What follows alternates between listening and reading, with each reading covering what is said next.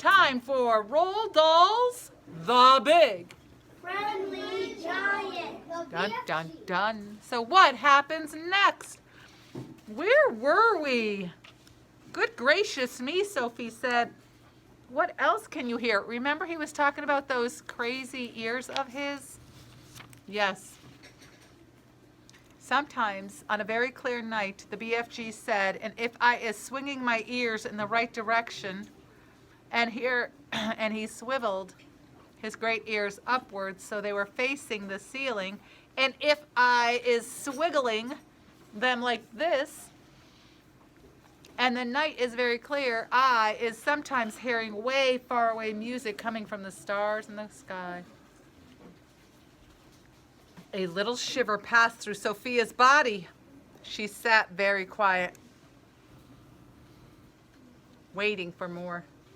My ears is what told me you was watching me out of your window last night, said the BFG. But I didn't make a sound, Sophie said. And I was hearing your heart beating across the road, said the BFG, loud as a drum.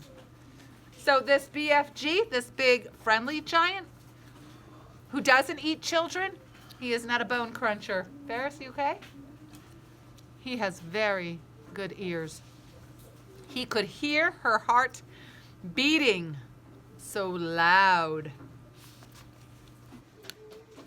Loud as a drum. Go on, please, said Sophie. I can hear plants and trees. Do they talk? Asked Sophie.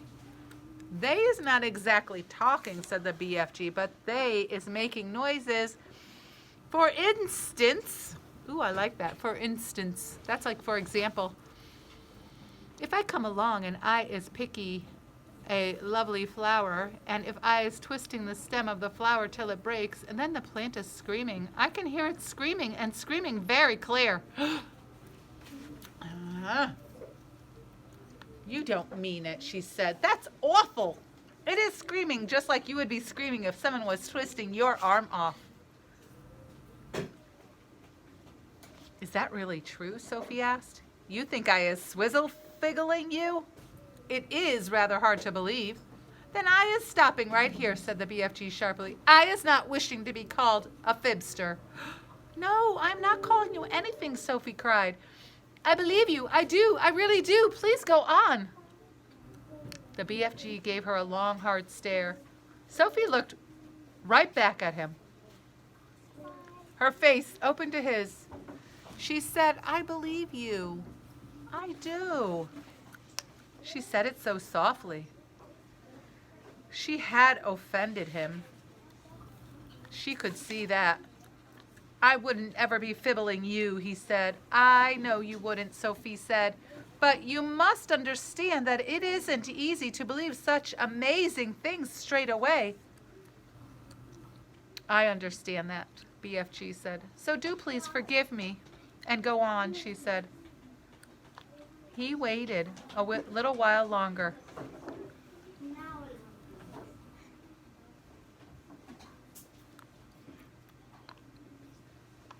And then he said, it is the same with trees as it is for flowers. If I is chopping an axe into a trunk of a big tree, I is hearing a terrible sound coming from inside the heart of the tree. Can you imagine, girls and boys, if when you cut a tree down or you cut a flower off of a plant, that it would scream because you were tearing it apart? Makes me not want to pick flowers. What sort of sound? Sophie asked. A soft moan sound, said the BFG. It is like the sound of an old man is making when he is dying slowly. The cave was very quiet. Trees is living and growing just like you and me, he said. They is alive, and so is plants. He was sitting very straight in his chair now, his hands clasped tightly together in front of him. His face was bright, his eyes around and bright as two stars. Such wonderful and terrible sounds I is hearing, he said. Some of them you would never wish to be hearing yourself, but some is the glorious music. Oh, so I guess if you hear the bad, you also get to hear the good.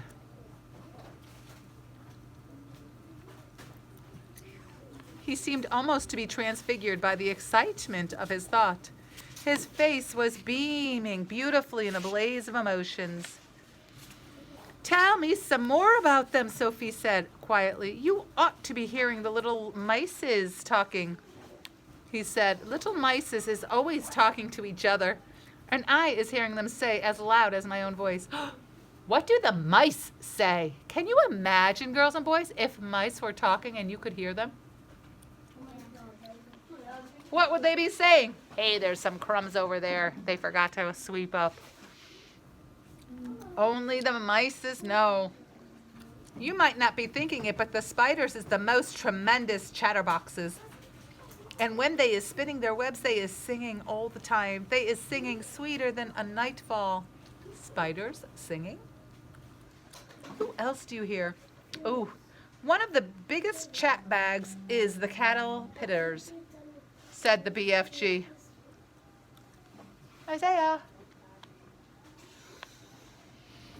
What do they say? They is arguing all the time about who is going to be the prettiest butterfly. That is all they ever is talking about. Is there a dream floating around in here now? Sophie asked. The BFG moved his ears this way and that, listening intently. He shook his head. There is no dream in here, he said, except for the bottles.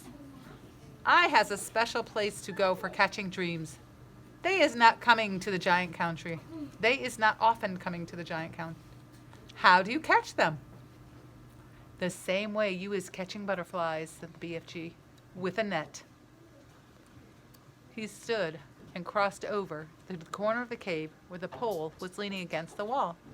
The pole was about 30 feet long, and there was a net at the end of it. Here is the dream catcher, he said, grasping the pole with one hand. Every morning I is going out and snitching a new dream and putting it in my bottles. Suddenly he seemed to lose interest in the conversation. I is hungry, he said. It is time for eats. But if you don't eat people like all others, said Sophie, what do you live on? That is a squelching, tricky problem around here, the BFG answered. In this slosh-flunking giant country, happy eats like pineapples and pig wickles is simply not growing. Nothing is growing except for one extremely icky-poo vegetable called the snooze-cumber. The snooze-cumber? There's no such thing, cried Sophie. The BFG looked at Sophie and smiled, showing about 20 of his square white teeth. Yesterday, he said, we was not believing in giants, was we? Today, we is not believing in snooze-cumbers. Just because we have not happened to have actually seen something with our own two little winkies, we think it is not existing.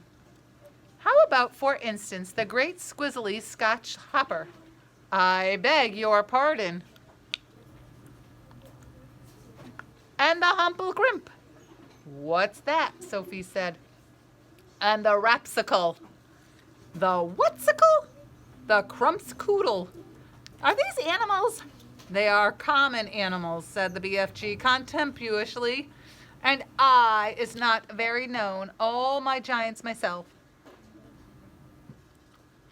It seems to me that you is an absolute know-nothing human being. Your brain is full of rotten wool.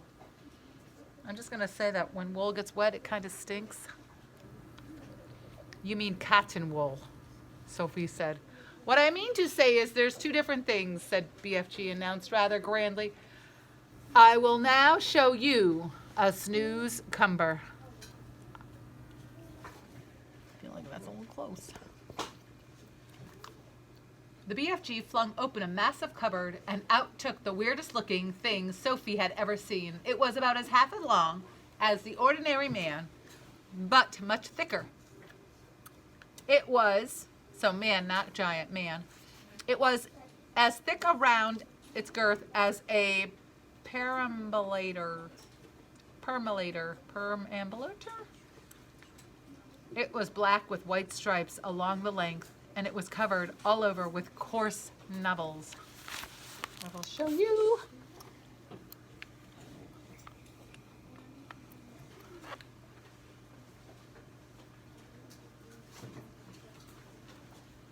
So this is what he lives on. It looks like a cucumber. But he's a giant, and that's how big it is. And she's saying it's bigger than a man, like a human being man. Are you frozen it?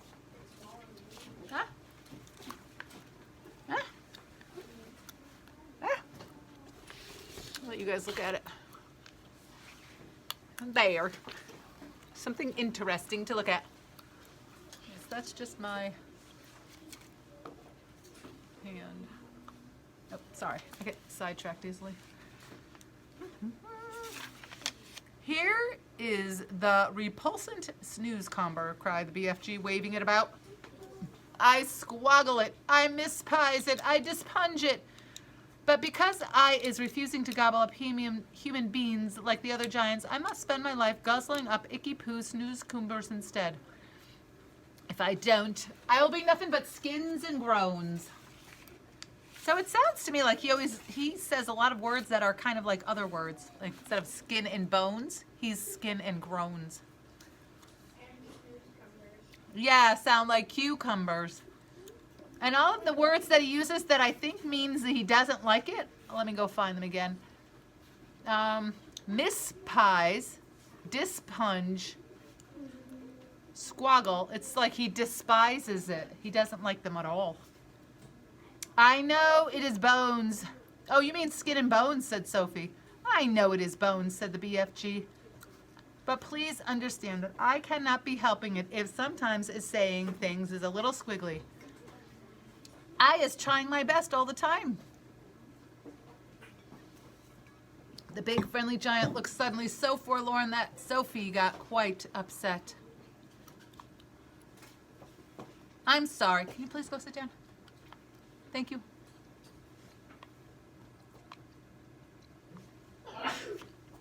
I'm sorry, she said. I didn't mean to be rude. There never was any schools to teach me talking in the giant country, the BFG said sadly. But couldn't your mother have taught you, Sophie asked. My mother, cried the BFG.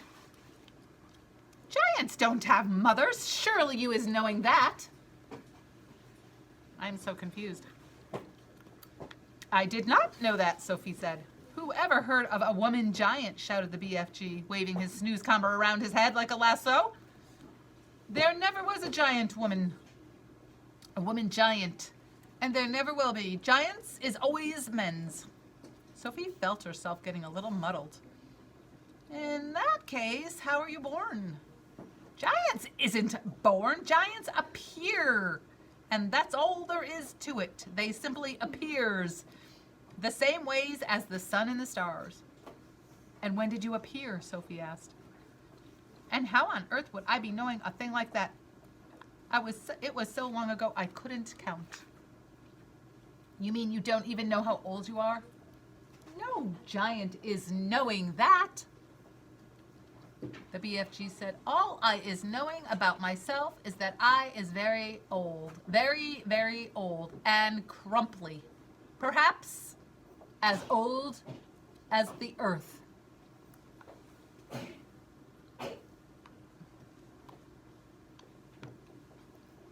What happens when a giant dies? Sophie asked. Giants is never dying, said the BFG. Sometimes, and quite suddenly, a giant is disappearing and nobody is ever knowing where he goes. But mostly, us giants is simply going to go on and on and on like whiffsy time twiddlers.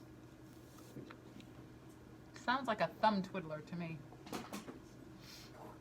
The BFG was still holding an awesome snoozecomber in his right hand. And now, he put one end into his mouth, bit off a huge chunk of it. He started crunching it up, and the noise he made was like the crunching of lumps of ice. You know that sound when people chew ice? It's filthing, he sputtered, speaking with his mouth full, spraying large pieces of snoozecomber like bullets in Sophie's direction. Sophie hopped around on the tabletop, ducking out of the way. It's dangerous. It's disgusterous. The BFG gurgled. It's sickable. It's rotsome. It's maggot-wise. Try it yourself. It's foulsome. No, thank you, she said, backing away. I love his words.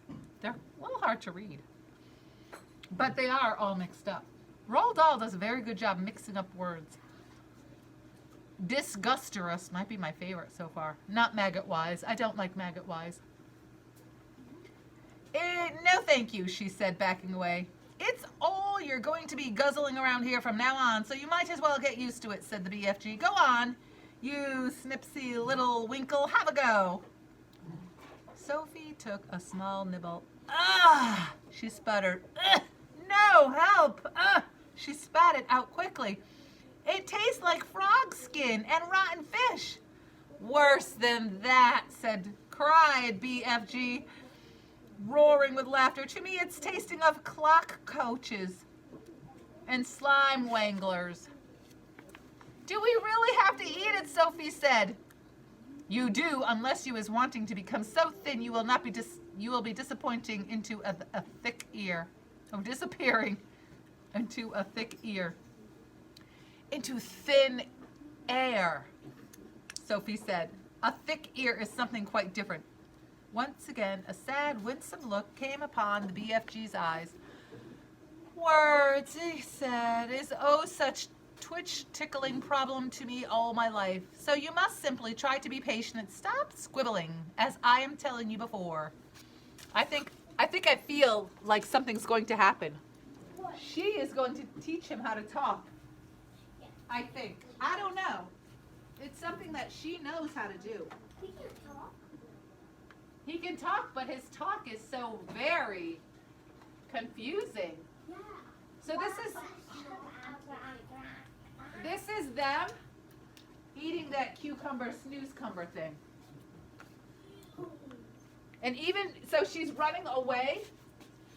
She's running away from he's like coughing it out. And they're coming at her like bullets, it says. It's just food. You ever have somebody talk with food in their mouth and it spits out? They call it something, I forgot what, but kind of gross. It's like bullets, so it's a simile. It's like bullets. It's a very way to help you see. It's author's figure of language, author's craft. It's to help you see how bad it is. As I am telling you before, I know exactly what words I am wanting to say, but somehow or other they're always getting squiddled around. Oh, that happens to everyone, Sophie says. Not like it happens to me. I is speaking most terrible Wigglish. I think you speak beautifully, Sophie said. You do? You really do? Cried the BFG, brightening up. Simply beautifully, Sophie repeated. Well, that is the nicest present anybody has ever given me in my whole life. Are you sure you're not twiddling my leg? Aw, it sounds like they're getting to be friends. Of course not, Sophie said. I just love the way you talk. Aw, how wondercrump, cried the big BFG, still beaming. How whoopsie splunkers, how absolutely quiffling. I is all of a stutter. Listen, we don't have to eat snoodlecumbers, Sophie said. In the field around our village, there are all sorts of lovely vegetables like cauliflower and carrots. Why don't you get some of those next time you go visiting? The giant raised his head proudly in the air. I is a very honorable giant, he said. I would rather be chewing up rotsome snoozecumbers than snitching things from other people. So he wouldn't take something from a garden, he would consider it stealing. But you stole me, Sophie said. I did not really steal you very much, said the BFG, smiling. After all, you was only a little girl. Dun, dun, dun. Girls and boys. I think they are getting to be friendship, and they were coming up with a plan. To do what? I don't know. Get along and survive. Survive on better food. The next chapter is called The Blood Bottler. Ew, I'm a little afraid.